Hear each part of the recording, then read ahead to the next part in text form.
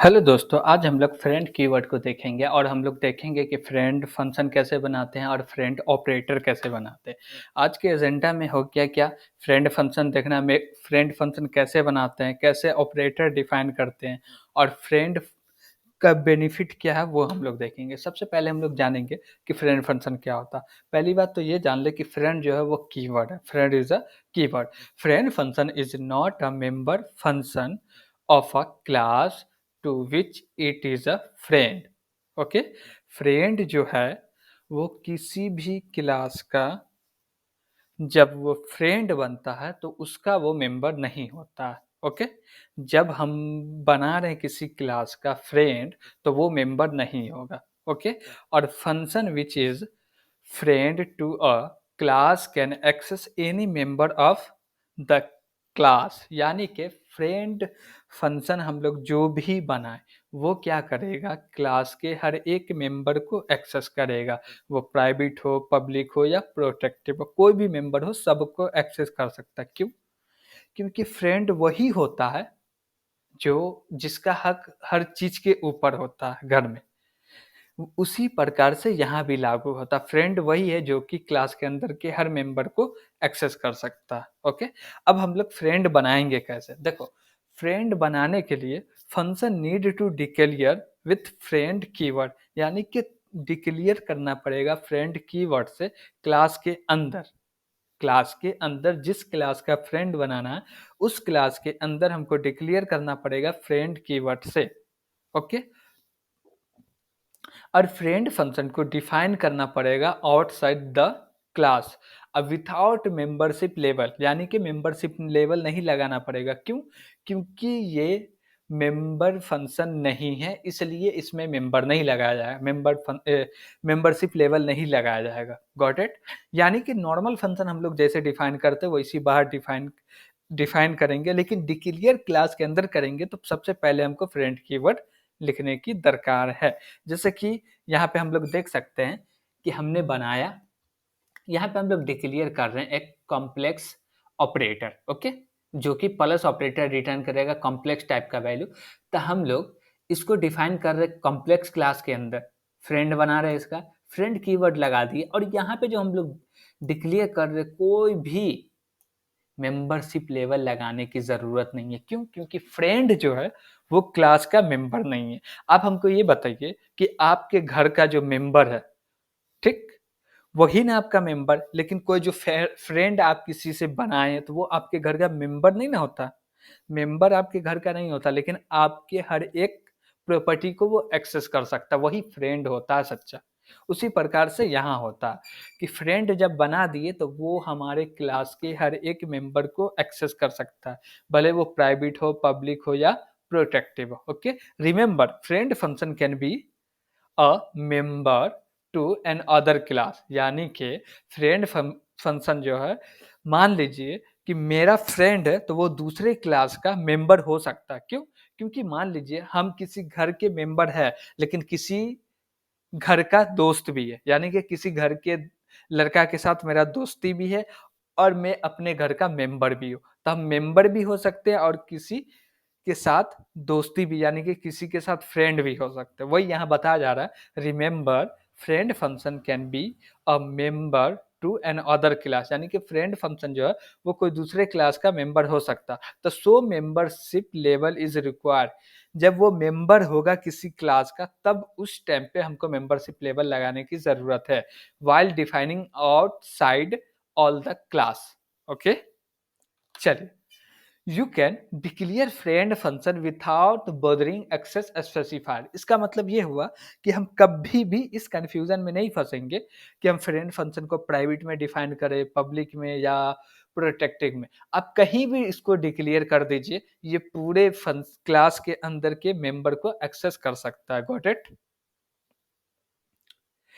यहाँ बोल रहा है because it is a not a member. क्यों? क्योंकि ये मेंबर नहीं है, फ्रेंड फंक्शन मेंबर नहीं है, इसलिए ये एक्सेस कर पा रहा है। Got it?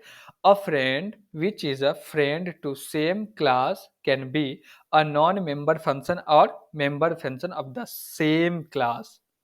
यानी कि कोई हम लोग मेंबर फंक्शन बना रहे हैं तो वो जो फ्रेंड होगा वो नॉन मेंबर होगा उस क्लास का, और उस क्लास का फ्रेंड नहीं होगा तभी वो मेंबर होगा। यानी कि एक क्लास का हम फ्रेंड और मेंबर हो ही नहीं सकते।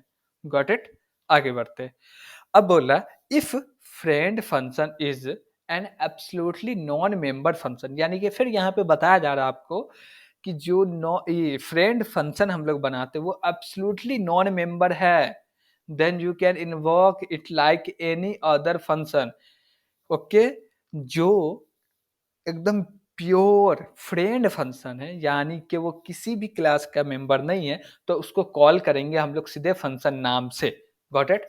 If friend function is a member to same class, then you can invoke it using object of the class।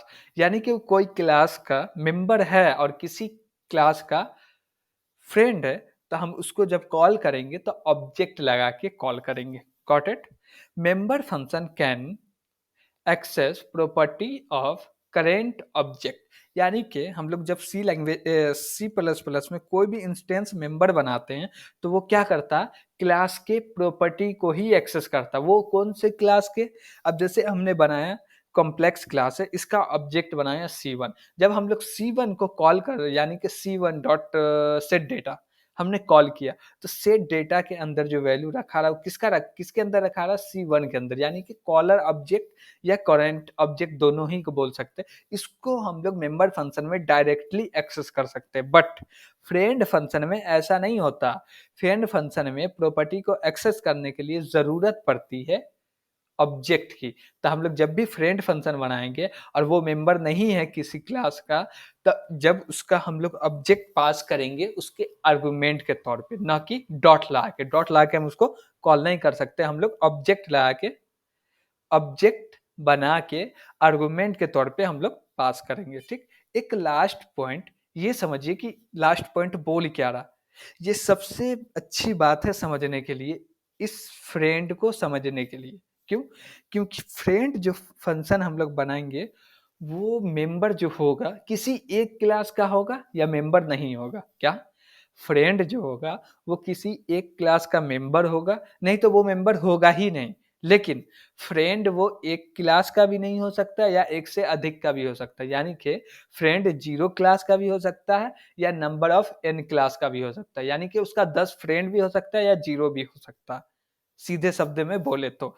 यानी कि मान लीजिए मेरा फ्रेंड हो भी सकता है, अब है तो 10 भी हो सकते, 1 भी हो सकते, 20 भी हो सकते, कोई गारंटी नहीं, और नहीं भी हो सकता, 0 भी हो सकता। This is true. ओके, हम लोग फ्रेंड ऑपरेटर को कैसे डिफाइन करते हैं, यानी कि फ्रेंड ऑपरेटर को बनाते हैं कैसे? देखिए, हम लोग क्लास में सबसे पहले फ्रेंड कीवर्ड के मदद से, क्या?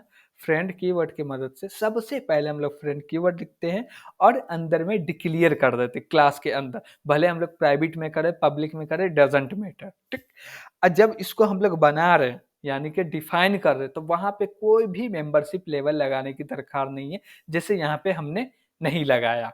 Got it? चलिए हम लोग एक एग्जांपल भी देख लेते हैं फ्रेंड फंक्शन का। जैसे यहाँ पे देखिए हम लोग 2 क्लास बनाए, एक आइटम नाम का क्लास है, एक कॉम्प्लेक्स नाम का क्लास है। ठीक, हम लोग एक फ्रेंड फंक्शन बनाए हैं जो कि आइटम का भी फ्रेंड है और कॉम्प्लेक्स का भी फ्रेंड है। ये क्या कर रहा है, दोनों के डेटा को प्रिंट कर रहा है। देखिए यहाँ पे हमने इसको डिफाइन किया है फंक्शन को, और रिटर्न करेगा कॉम्प्लेक्स टाइप का डेटा। अब आइटम टाइप का डेटा ले रहा है, यहाँ देखिए कॉम्प्लेक्स सी ले रहा है और आइटम आई ले रहा है। ठीक, तो ये कॉम्प्लेक्स टाइप का भी डेटा ले रहा है और आइटम टाइप का भी डेटा ले रहा है, दोनों को ऐड करके रिटर्न कर रहा है कॉम्प्लेक्स टाइप का वैल्यू, जो कि हम लोग यहाँ से कॉल किए हैं और इसको प्रिंट कर रहे हैं। यहाँ देखिए C2 में असाइन करवा रहे C1 प्लस आई, यानी कि अब कॉम्प्लेक्स और आइटम को ऐड करके असाइन कर रहे हैं कॉम्प्लेक्स में। इसको रन कर लेते हैं हम लोग। देखिए 30 और 50 आ रहा, क्यों? क्योंकि यहाँ देख सकते हैं हम लोग 10 और 20, 30 हो गया, 30 20 50 हो गया। Got it? चलिए अब थोड़ा सा आगे देख लेते हैं। आगे हम लोग ये जानते हैं कि फ्रेंड फंक्शन बनाते क्या, बेनिफिट क्या है फ्रेंड फंक्शन बनाने का। एक बेनिफिट तो ये है कि हमने आपको दिखाया कि ऑपरेटर डिफाइन कर रहे। ठीक, मान लीजिए हम लोग फ्रेंड नहीं बनाए, क्या? हम लोग फ्रेंड बना ही नहीं फंक्शन को, मेंबर फंक्शन बना दिए। अब उसमें ऐड करना एक इंटीजर वैल्यू को क्लास ऑब्जेक्ट के साथ हम लोग ऐड ही नहीं कर सकते। क्यों?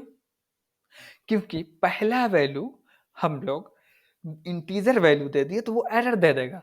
तो यहाँ पे फ्रेंड जो फंक्शन है वो मदद करता है कि कॉलर ऑब्जेक्ट, यानी कि जैसे हम लोग पहला वैल्यू देंगे वो कॉलर ऑब्जेक्ट हो जाता है। जैसे कि यहाँ पे नहीं है, लेकिन यहाँ पे समझिए कि हम लोग पहला जो वेरिएबल दिए यानी कि इंट, इसको मान लीजिए कि कॉलर ऑब्जेक्ट है। क्यों?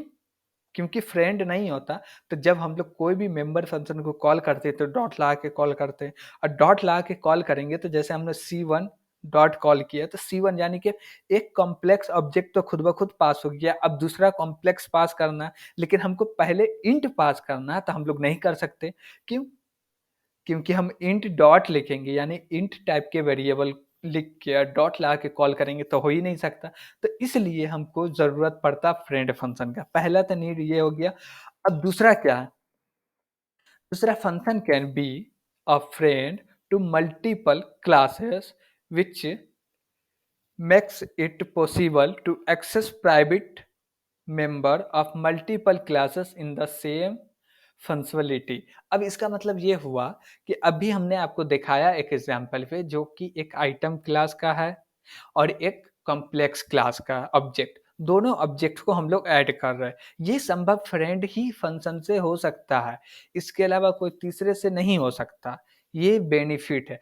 और एक चीज, हम लोग बहुत सारे ऑपरेटर को फ्रेंड कीवर्ड के ही मदद से ओवरलोड कर सकते हैं, जैसे कि इंसर्शन ऑपरेटर हुआ। ये सब को हम लोग फ्रेंड ही कीवर्ड की मदद से ओवरलोड कर सकते हैं, नहीं तो नहीं कर सकते। Got it? आज के लिए इतना ही। Thank you.